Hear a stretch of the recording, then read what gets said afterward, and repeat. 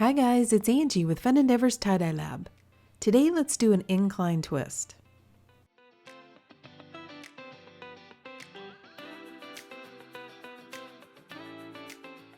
So this is a super easy design. Normally I start the twist up on the shoulder or the sleeve of the shirt. This time I'm grabbing kind of right in the middle between the armpit of the shirt and the hem of the shirt. And I'm just grabbing that area and I'm starting to twist. Normally when I start the twist up toward the top of the shirt, the fold is pretty long, so I have to use my longer pieces of guttering. But because I'm starting the twist in the middle of the shirt, the fold is not going to be as long, so I'm going to use one of my shorter pieces of guttering.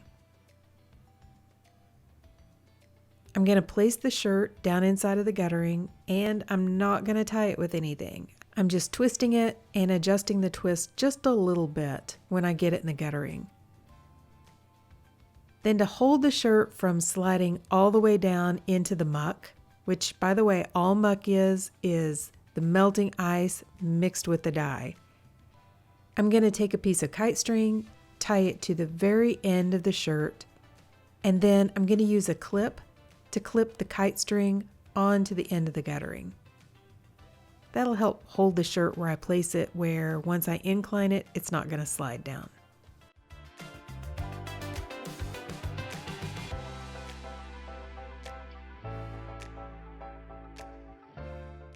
For this technique, I like to put the dye over the top of the ice because I think it kind of helps really highlight all the different color splits. So before I incline the shirt, I'm going to go ahead and place a layer of ice on top. And the fold is a little bit thick, but when it's laying flat like this on the table, I can kind of press the ice in on top and make sure I get it layered on pretty well. For this technique too, I don't like to add a second layer of ice. So I like to get a pretty good layer of ice on the first time. To incline the shirt, I'm using a plastic tub or tote that has pretty tall sides. And I'm going to place one end of the vinyl guttering down inside of the plastic tub or tote and leave the other end hanging over the edge. That's going to put the shirt at probably about a 45-degree incline. Once I incline the shirt, I'm going to have to adjust the ice and maybe add a little bit more on.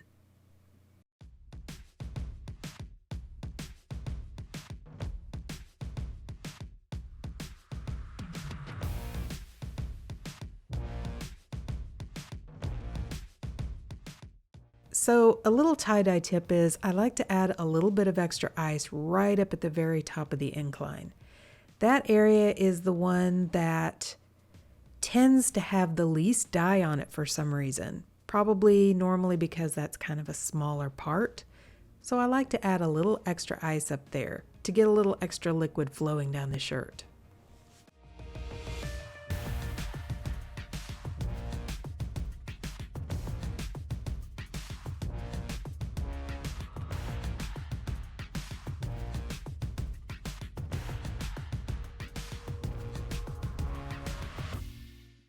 In October of 2022, Dharma brought back some of their special order colors, and they called them zombie colors.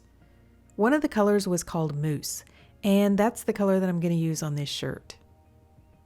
I know you can't purchase the color right now from Dharma anymore, but if you like this color and would like to purchase some, there's a Facebook group called Tie-Dye Supplies Marketplace where people purchase these special order colors and repackage them down into smaller containers.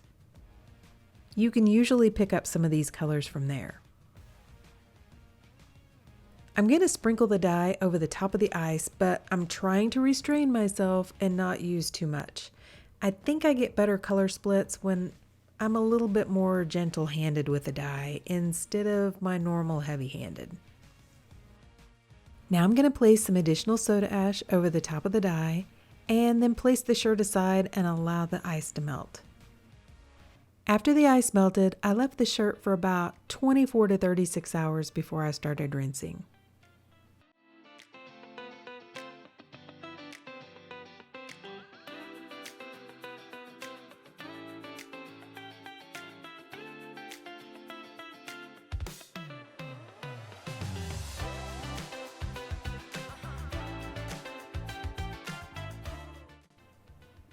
To rinse the shirt, I took it to my utility sink and I started rinsing it in cold water to rinse out the soda ash. And I was kind of surprised by some of the colors that were coming out of the shirt. I had quite a variety. I had some browns and yellows and pinks. I'm excited to see what it looks like once it's finally washed. Then I warmed the water up to hot and continued rinsing in hot water to rinse out any of the excess dye that didn't bond with the fabric. Like normal, I went ahead and soaked the shirt, ran some really hot water either in my utility sink or in a plastic container, added some Blue Dawn dish detergent to the water, and allowed the shirt to soak. When the water cooled off, I changed it out and I continued that soaking process until the water was almost clear. I really think that soaking the shirt is one of the easiest ways to get out the excess dye without having to rinse for a long time. After soaking, I went ahead and put the shirt into my washing machine along with some Dharma's professional textile detergent, and I washed it using a hot water cycle.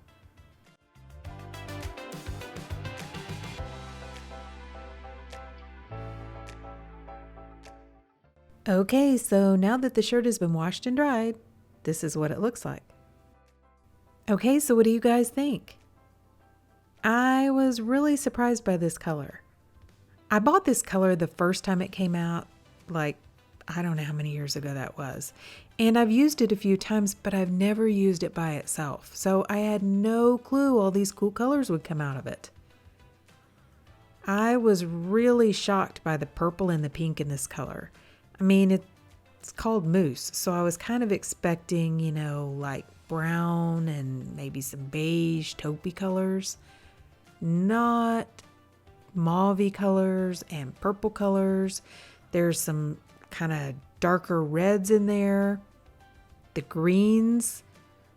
I don't know. I've included some close-ups so you can kind of see some of the colors out of the shirt, but I was just really surprised. This is a gorgeous color. And by the way, I like starting the twist on the side of the shirt. I think it gives a whole different dimension to the design, and I think it's cool. I really like it. Like I said, I truly think that this design is one that showcases color splits really well because it allows the dye to stream all the way down the shirt.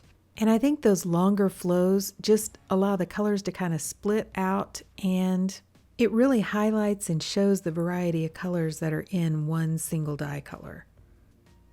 What do you guys think about this technique for color splits? I mean, do you like it? Please drop me some comments down below and let me know.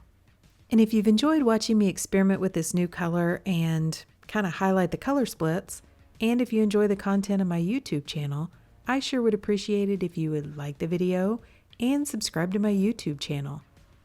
Thank you all for watching, and I hope you have a great day.